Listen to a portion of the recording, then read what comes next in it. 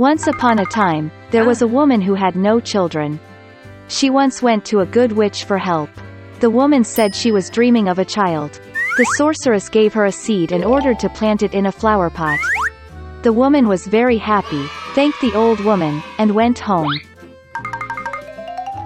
At home, she planted a seed, watered it, and began to wait patiently. Soon a large wonderful flower, like a tulip, grew in the pot.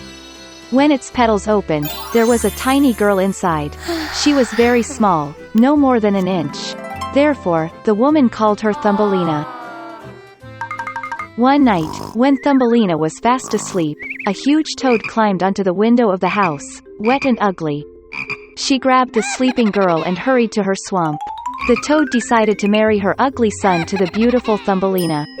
She planted her in the middle of the river on a wide lily leaf so that the girl would not run away. In the morning, Thumbelina woke up, and realized that she was not at home, but there was water around her.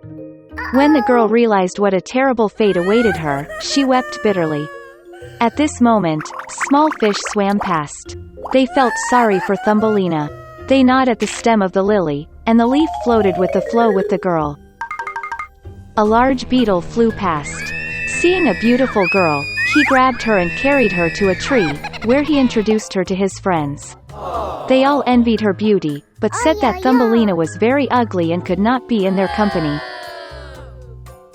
Under pressure from acquaintances, the beetle also decided that she was ugly, lowered the girl to the ground and said goodbye. All summer Thumbelina lived alone in the forest. She made a cradle for herself from grass and leaves. She ate on pollen and dew, basked in the sun in clear weather, and hid from the rain under a large leaf of burdock. But soon cold rains and winds came. Thumbelina did not have a winter outfit, and she began to freeze. The girl suffered from hunger and cold, and one day she was sheltered by a field mouse. Hey!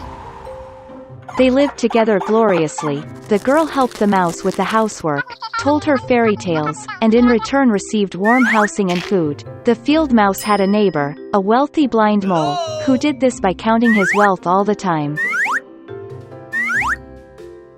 Even being blind, the mole realized that Thumbelina was very cute and offered to marry her.